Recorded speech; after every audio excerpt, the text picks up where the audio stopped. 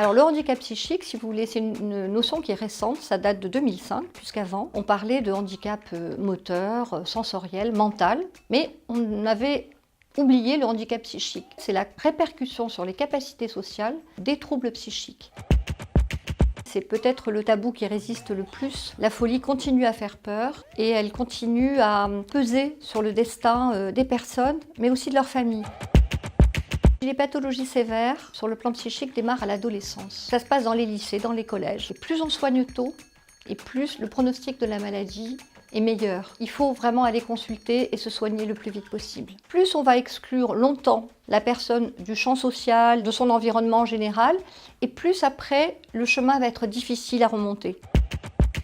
Habiter quelque part, c'est fondamental pour l'identité. Malheureusement, dès qu'on se présente avec une équipe de soins psychiatriques dans une agence, je peux vous dire que les portes se ferment. Nous, ce que l'on voudrait, c'est que les portes s'ouvrent et qu'on ait beaucoup d'appartements pour que les personnes qui souffrent de troubles psychiques puissent se soigner. Ça, c'est fondamental. Le 21e siècle, c'est le siècle du cerveau. On commence à comprendre maintenant comment ça fonctionne et si vous voulez, les tabous vont tomber. Et ce sont des maladies comme les autres et toutes ces personnes-là sont des citoyens ordinaires. Il n'y a pas beaucoup de fondations qui travaillent sur la question des troubles psychiques. La Fondation de France, elle a une action qui est essentielle, qui est appuyée et qui est volontaire. Et donc, bravo.